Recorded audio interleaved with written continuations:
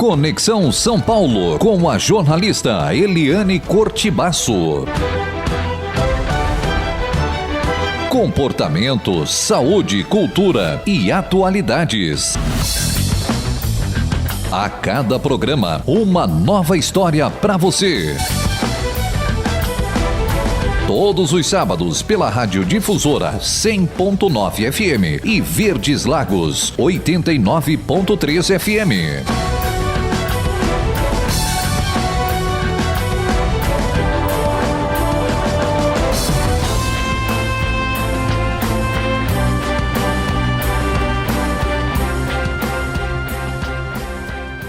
Olá, sejam todos bem-vindos. Começa agora o nosso encontro de sábado aqui pela Rádio Difusora e Verdes Lagos.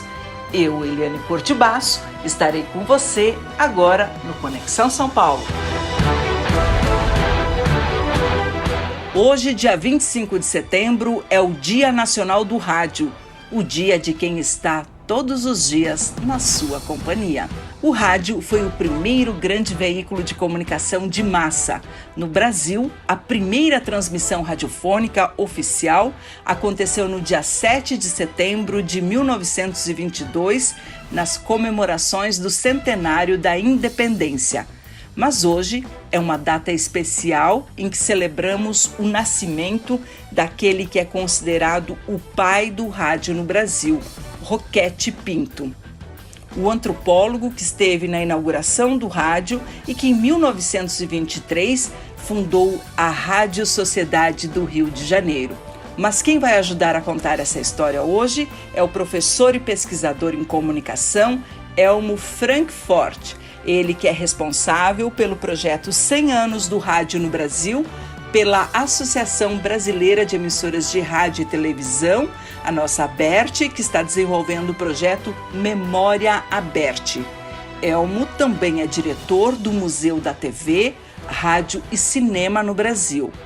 Elmo, seja muito bem-vindo ao Conexão São Paulo, o nosso link com as rádios Difusora e Verdes Lagos do sudoeste do Paraná. Muito obrigado, adorei o convite, Eliana. Então eu aproveito já cumprimentando também os ouvintes da Rádio Difusora e da Verdes Lagos, e é um prazer falar do rádio no rádio, né? Então a gente tem muito que comemorar, todos nós fazemos parte dessa história com um grande orgulho. Falar de rádio hoje em dia é algo muito bom, porque é aquilo que nos toca, que mexe com a imaginação, e que espalha o principal, a cultura brasileira, a cultura regional também, não deixa morrer, né, nossas raízes, não é, Eliane? Com certeza. Elmo, antes de entrar na importância de Roquete Pinto para a história do rádio e no Dia Nacional do Rádio, eu gostaria que você falasse sobre as primeiras transmissões do rádio no Brasil. Como que elas aconteceram? Nós temos as primeiras transmissões, antes mesmo de 1922, na Rádio Clube de Pernambuco, em 1919. E aí nós temos como oficial, um marco oficial, já que a maior autoridade, o presidente da República, estava presente, no dia 7 de setembro de 1922. Foi durante os festejos do centenário da independência no Brasil. E agora que a gente também está prestes, né, não só aos festejos dos 100 anos do rádio, como dos 200 anos dessa independência. E aí a gente tem, nesse momento, toda uma história e revivendo aquela questão que era justamente que um presidente reconhecendo esse novo meio, descobrindo a importância da radiodifusão e a abertura para todos. Roquete Pinto, ele também estava presente nessas primeiras transmissões, tanto que ele falava que era uma grande chiadeira, que ele mal conseguia ouvir, mas que tinha toda essa magia de ouvir à distância, né? Algo que não se sabe de onde vem, porque quase sempre é assim, né? A curiosidade das pessoas é também de saber, mas espera aí, esse som está vindo da onde? De onde ele está sendo gerado? Eles fizeram uma emissora no alto do Corcovado, numa época que não tinha o Cristo Redentor no Corcovado, e a partir dali começaram as primeiras transmissões. Detalhe, que é uma confusão que muita gente faz. Nasceu uma emissora naquele momento? Não, não nasceu. Vamos dizer, uma emissora propriamente dita. A partir do momento que ela emite sinais, ela é uma emissora. Então, nesse ponto, até nasceu. Mas como uma emissora com uma transmissão regular, então quer dizer, todos os dias, ou até semanal, etc., isso não, isso só foi em 1923 na Rádio Sociedade do Rio de Janeiro, lembrando do caso da Rádio Clube de Pernambuco. Mas ali conseguiu, principalmente, as pessoas que estavam no Rio de Janeiro, então capital federal, entenderem, acharem interessante a nova forma de comunicação. Por quê? Quando a gente pega, por exemplo, uma revista, um jornal, são mídias importantíssimas. As mídias impressas, não vou falar nem da fase virtual delas, né? Digitais.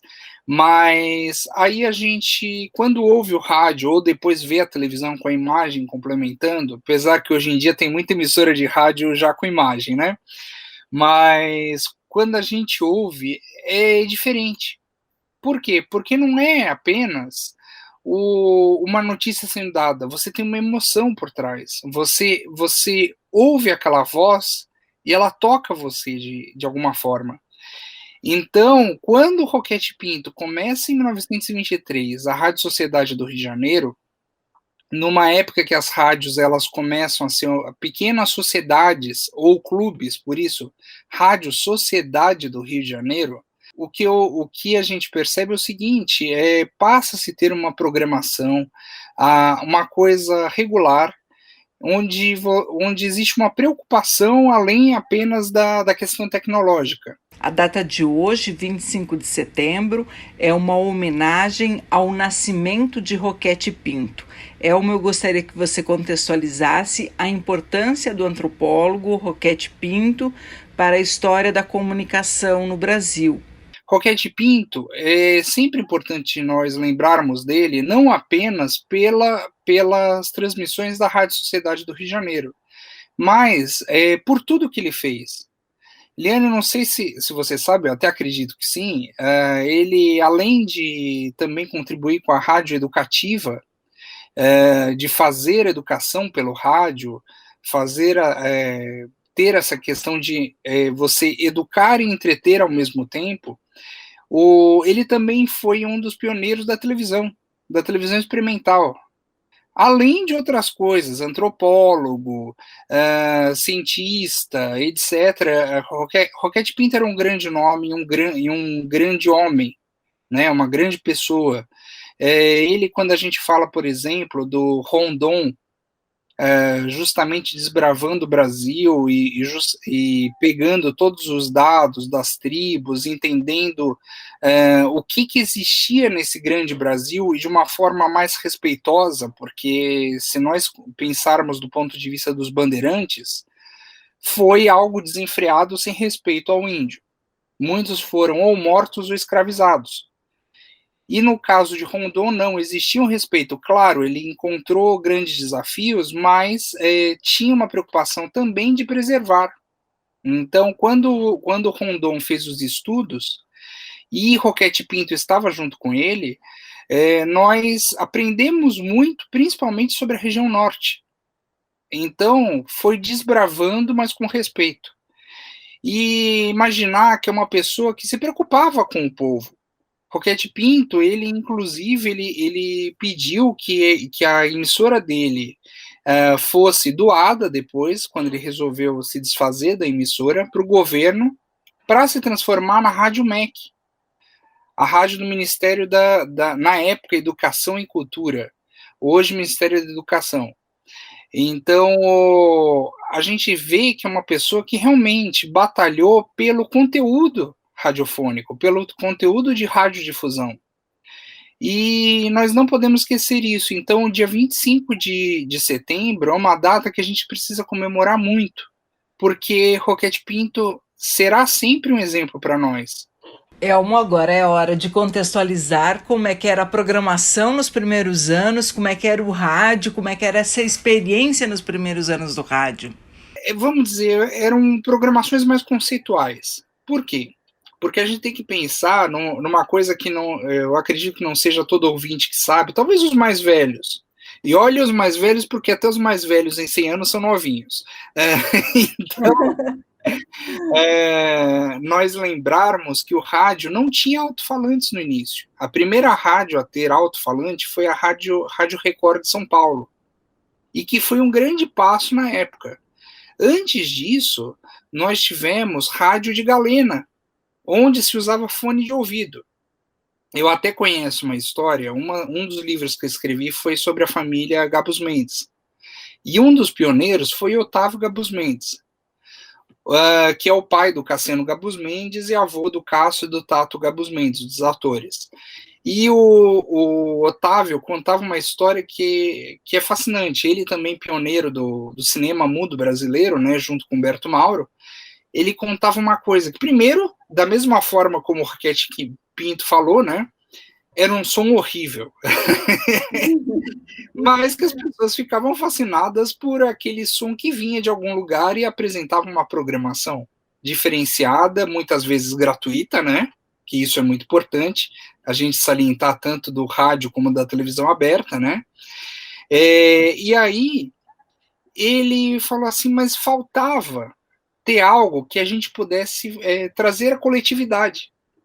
Então, o que ele começou a fazer? Ele pegava, isso até conta em sala de aula, e os alunos adoram essa história, ele pegava uma panela de pressão, e aí dentro dessa panela ele tacava o fone de ouvido do rádio galena. Então eles achavam o sinal, e ali dentro daquele alto-falante improvisado, vamos dizer assim, reverberava o som dos fones. Então, a família se sentava na frente, a família Gabus Mendes e os amigos que estavam por lá, e ouviam o som que vinha de uma panela de pressão. Então, como isso vai mudar? Aí a gente tem, principalmente nos anos 30, nós temos, vamos dizer, o final dos anos 20 para o início dos anos 30, quando consolida de vez o alto-falante. E por isso que eu vou falar que as pessoas tinham consciência, não é alto-falante de rua, mas as caixas de som que existiam nos aparelhos de rádio, que eram chamados alto-falantes desde o princípio. Então, essas caixas de som é que deram uma possibilidade de justamente as pessoas ouvirem coletivamente. E isso fez com que o rádio, por exemplo, se você está lavando uma louça, está trabalhando, está à distância do aparelho, não num fone, você pode ouvi-lo. Então, isso foi um grande passo para o rádio como um todo, como um meio de comunicação de massa. E aí, a curiosidade que nós temos, por isso que eu estou falando que existia essa consciência, é que as cidades, sejam elas grandes como as mais pequenas, todas tinham nos seus centros os serviços de alto-falante que davam os recados para a população. Além de desejar uma música, de alguém se pronunciar, quase sempre o prefeito, não duvido que São Jorge do Oeste também tivesse o seu sistema de alto-falante, porque era algo muito tradicional em todas as cidades. E essa programação inicial, ela trazia quase como pílulas, vamos dizer, para a mentalidade atual. Vamos dizer, o que a gente vê como formatos de radiofônicos. Então, pílulas, depois programetes, até chegar em programas de meia, 1 hora. Então, era um pouco de tudo. É muito interessante a gente ver, por exemplo, na Rádio Educadora Paulista, e também chegou a se apresentar no Rio, na Rádio Sociedade, em outras emissoras, um ator famoso no Brasil, de cinema, que também fez rádio, chamado Raul Julián. Raul Julián, ele foi muito importante também para o rádio brasileiro. Por quê? Raul Julián, ele começou a ir cada vez mais para essa evolução da dramaturgia no rádio. Vamos dizer, o Raul Julián estava fazendo uma peça ali, uma apresentação. Então, enquanto ele fazia aquela peça próximo da onde estava sendo feita a transmissão, do outro lado tinha alguém com um fone de ouvido que depois passava para outro, que passava para outro, para que as pessoas tivessem um sentimento mais ou menos coletivo. Só que era complicado, porque você nunca conseguia ver uma transmissão de ponta a ponta. Isso só com as caixas de som, com os alto-falantes, é que isso se modificou e virou uma experiência coletiva. Histórias interessantíssimas da trajetória do rádio no Brasil, que em 2022 vai estar comemorando 100 anos. Professor e pesquisador Elmo Frankfort está envolvido nesse projeto, junto à Associação Brasileira de Emissoras de Rádio e Televisão, a ABERT, nas comemorações do centenário do rádio. Mas hoje é o Dia Nacional do Rádio, porque é a data que lembra o nascimento do pai do rádio no Brasil, Roquete Pinto. E por isso que nós estamos falando sobre essa paixão nacional que é o rádio. A gente vai para um rápido intervalo e na sequência nós vamos relembrar mais um pouco dessa história. Você está ligado na Difusora 100.9 FM e Verdes Lagos 89.3 FM. Estamos apresentando Conexão São Paulo com a jornalista Eliane Cortibasso.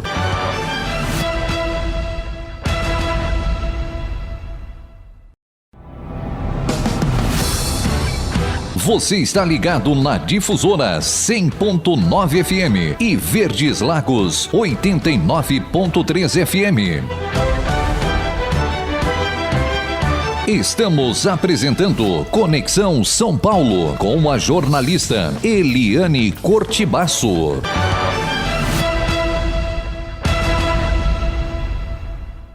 Estamos de volta com o programa Conexão São Paulo, conversando hoje com o professor e pesquisador em comunicação Elmo Frankfort, porque hoje, 25 de setembro, é o Dia Nacional do Rádio.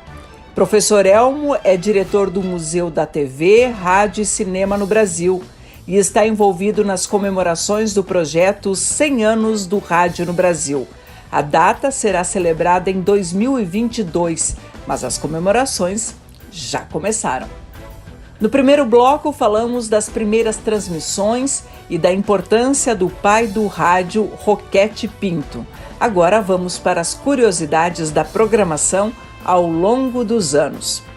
Nesta semana, dia 21 de setembro, também foi data para comemorar o Dia do Radialista, o profissional da comunicação que trabalha na produção de produtos audiovisuais. Pois não, professor Elmo, por favor, explique o surgimento do nome radialista. E você falou de história, acabou me lembrando uma outra pessoa que eu tive o prazer de conhecer, chamada Nicolau Tuma. Seu Nicolau foi quem inventou o termo radialista. E aí, radialista, ele chegava e falava, mas as pessoas perguntavam, mas por que radialista?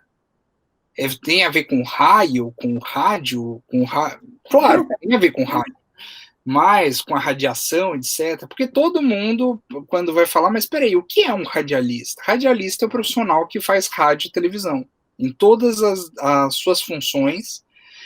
Claro, alguns com uma segunda denominação, como, por exemplo, um radialista que é câmera, um radialista que é operador de áudio, um radialista que é locutor, um radialista que é cableman, e por aí vai.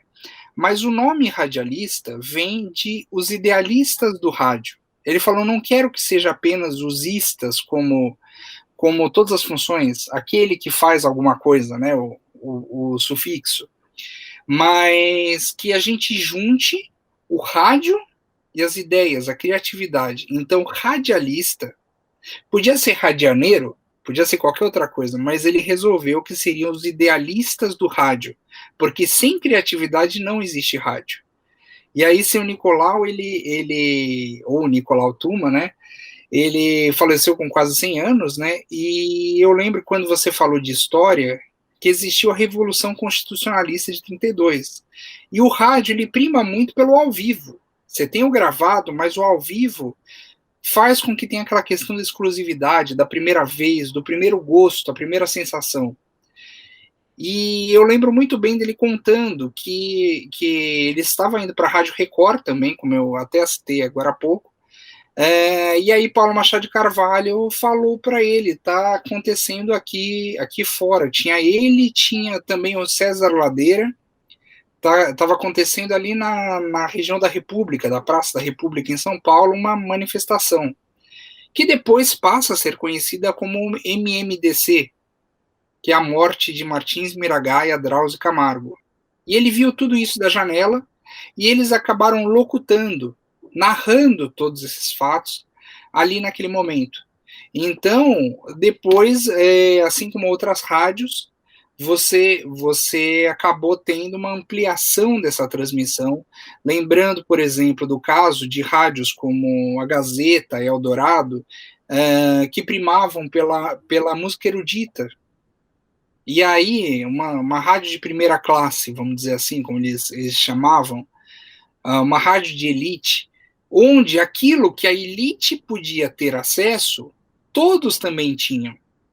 Então, por ser aberta, gratuita, então você tinha direito a ouvir música clássica, então Chopin, Mozart, etc., sem precisar ir no Teatro Municipal. Você tinha na sua casa. Aos poucos, o rádio foi se popularizando no Brasil. Na década de 40, o Brasil já vivia a época de ouro do rádio. Passaram grandes nomes, programas. Elmo, conta um pouco para os nossos ouvintes, os artistas, né, os programas de rádio que faziam sucesso. Então, a gente tem as rainhas do rádio, que a gente não pode esquecer, principalmente Emilinha Borba e a Marlene, que brigavam entre si.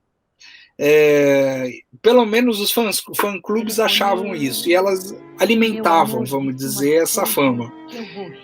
Temos que lembrar de cantoras que viraram apresentadoras e que depois grandes comunicadoras, como Hebe Camargo. Fomos parar num cinema cuja fita nem vimos. E uma coisa que é importante a gente lembrar, que isso realmente foi um programa nacional, apesar de ser feito regionalmente, foi o Repórter Esso. Quase todos os lugares tinham Repórter Esso com o seu Repórter Esso local. Então, só que o mesmo padrão de voz, de locução, etc. Acaba de anunciar o Führer morreu. Terminou a guerra, terminou a guerra, terminou a guerra.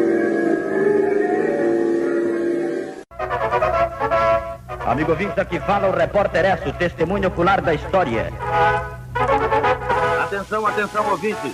Além do bilhete deixado pelo Você ouviu aí alguns trechinhos do Repórter Esso, o noticiário histórico que ficou no ar durante 27 anos, de 1941 a 1968, e que era acompanhado pelos ouvintes em todo o Brasil. E muitos lembram até hoje desse programa. O testemunho ocular da história, o primeiro a dar as últimas notícias. Alô, alô, Repórter Esso, alô. Agora, nada mais fascinante do que o futebol no rádio. E o rádio encontra o seu espaço, o seu reduto no futebol. Fala um pouquinho dessa magia que é o futebol no rádio e de como é que ele se reencontra nisso.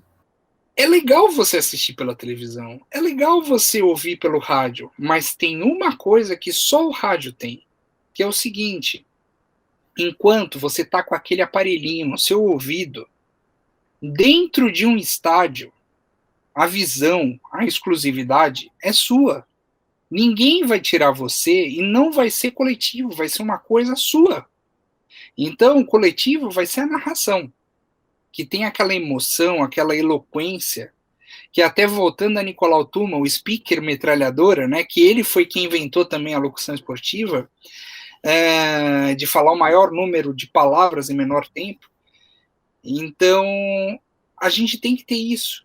E uma coisa que o seu Nicolau falava muito bem sobre essa questão em si, quando ele começou a pensar nas bases de fazer a locução esportiva, que era o seguinte: imagina você ouvindo uma transmissão radiofônica de futebol e, querendo ou não, tem mais ou menos algumas ações que são comuns.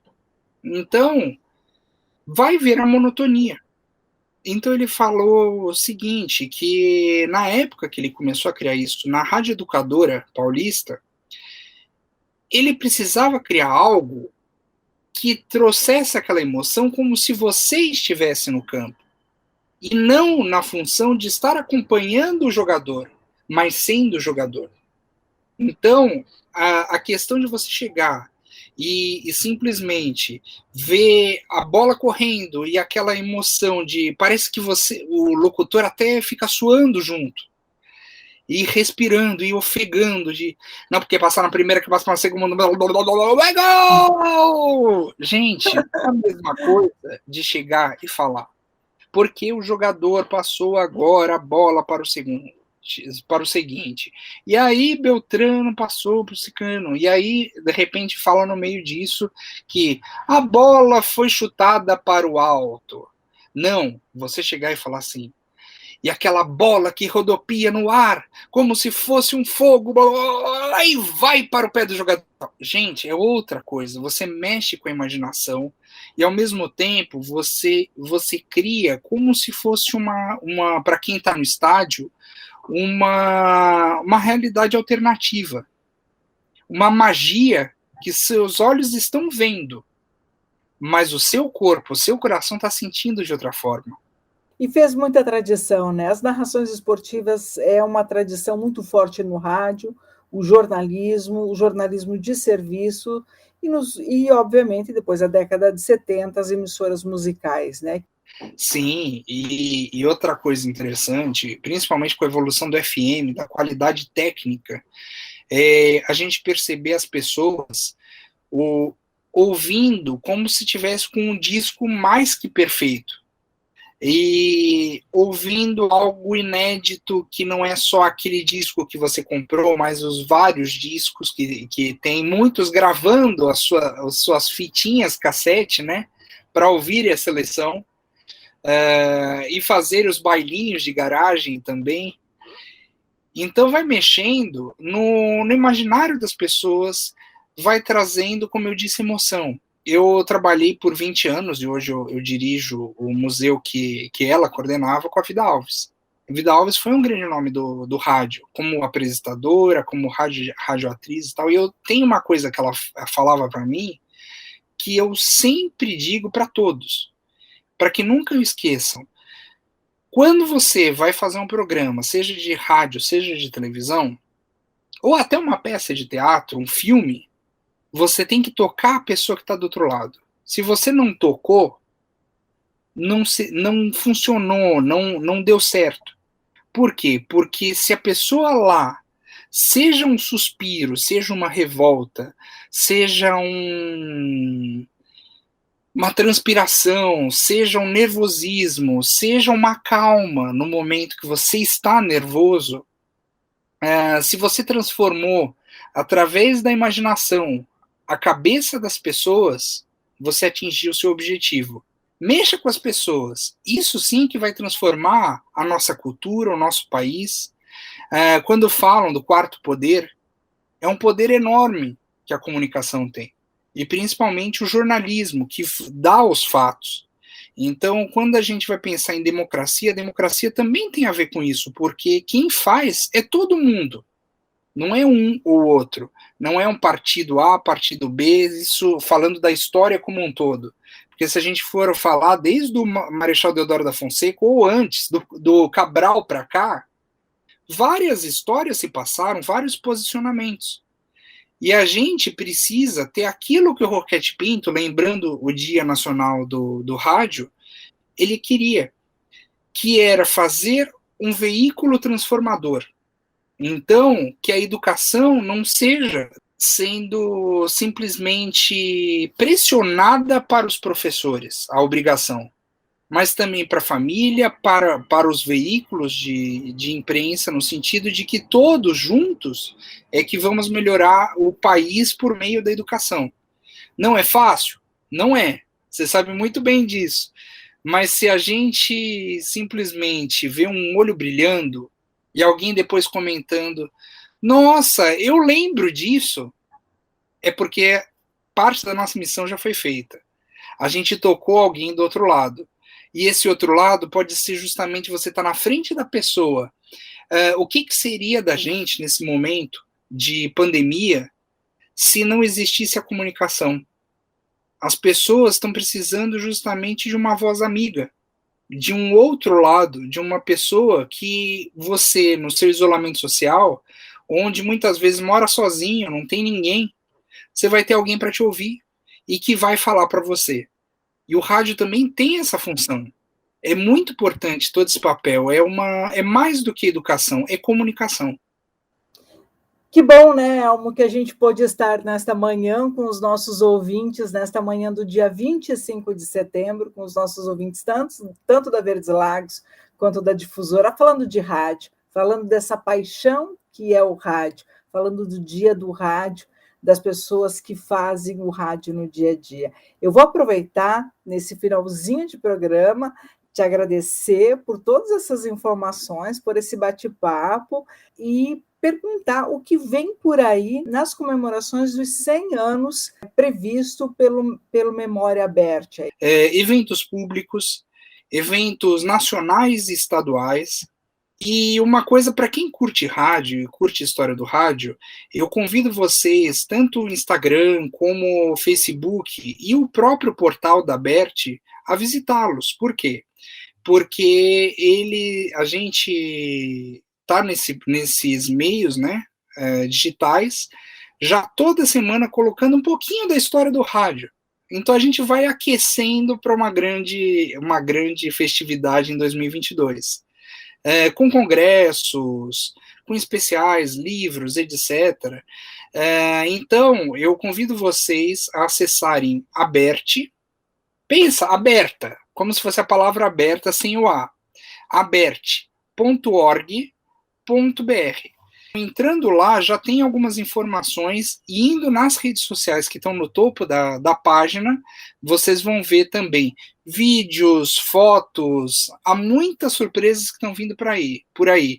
E surpresas como o rádio faz para a gente todos os dias, né? Sempre a gente não tem ideia do que vem na programação, mas exatamente o que é cada programa, como ele vai acontecer, ou qual vai ser a troca que a gente vai ter com o ouvinte, isso a gente só sabe na hora, né, Eliane? É isso mesmo. Obrigada, Elmo. Obrigado eu.